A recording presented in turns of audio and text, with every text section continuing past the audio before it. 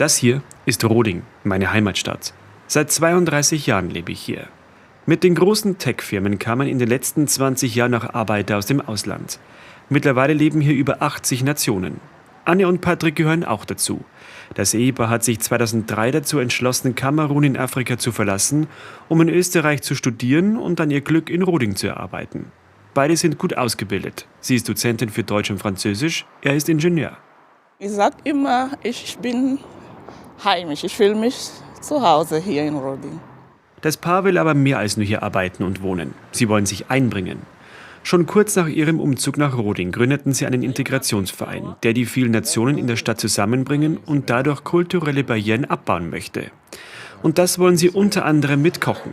Einmal im Monat wird gemeinsam gekocht, international. Jedes Mal ist ein Gericht eines anderen Landes dran. Heute gibt es ein traditionelles afrikanisches Essen. Beim Kochen denkt keiner drüber nach, wer sitzt neben mir oder wer steht da, wie sieht er aus. Wird einfach nur mal gekocht. Und am Ende geht er zufrieden nach Hause. Hat das Gefühl, er hat gute, nette Menschen getroffen. Er hat sich amüsiert und er konnte sogar eine fremde Kultur kennenlernen. Mittlerweile haben sich die Kochabende in der Region einen Namen gemacht. An einem Abend standen schon 20 Nationen gemeinsam am Herd. Und immer wieder kommen auch alteingesessene Rodinger hinzu, um die Neu-Rodinger kennenzulernen. Ich bin das erste Mal dabei, es ist sehr ungewohnt, es ist sehr neu, aber es ist total interessant. Ich finde das ja mega. Verschiedene Essen, ich mag auch jeden Monat treffen, aber das ist auch gut für die Seele. Ja. Damals wussten wir auch nicht, dass so viele Nationalitäten hier in der Umgebung lebt. In den letzten 7 Jahren haben wir hier sehr viel Spaß gehabt. Doch der Weg bis hierher war nicht immer einfach, erinnert sich Anne. Ich war an der Kasse, ich musste zahlen, ja. Und vor mir gab es Leute, sie hat das nicht verlangt. Aber bei mir hat sie gesagt, Ausweis.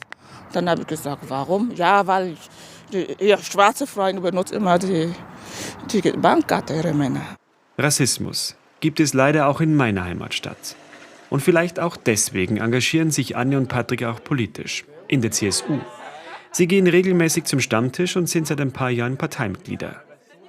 Die Gesichter im Ort sind diverser, vielfältiger geworden. Das sieht man besonders in der Mittelschule. Von gut 650 Schülern haben 40% einen Migrationshintergrund, erzählt die Bürgermeisterin. Zu meiner Zeit gab es sehr wenige.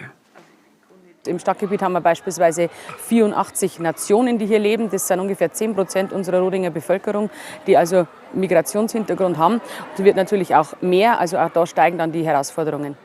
Der Hauptgrund, warum so viele Menschen aus anderen Kulturen in Roding leben, sind moderne Tech-Unternehmen. Die haben sich in den vergangenen Jahren hier angesiedelt und Fachkräfte aus dem Ausland angelockt. Und dann ist aus dem kleinen bayerischen Ort ein Industriestandort mit 8000 Arbeitsplätzen geworden. Durch die rasante wirtschaftliche Entwicklung in den letzten Jahren ist meine Kleinstadt anders, internationaler geworden.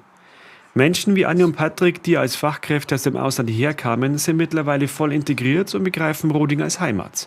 Da muss man auch, ich würde mal sagen, den Oberpfälzer kennen, um zu verstehen, dass es Schritt für Schritt und langsam gehen muss. Aber man spürt auch einen Unterschied. Da bin ich ehrlich, also Roding ist ja schon mittlerweile international geworden. Ja. Menschen wie Patrick und Anne und viele andere, die hierher gekommen sind, haben meine Stadt bunter, weltoffener gemacht. Was wir gemeinsam haben? Eine Heimat. Roding.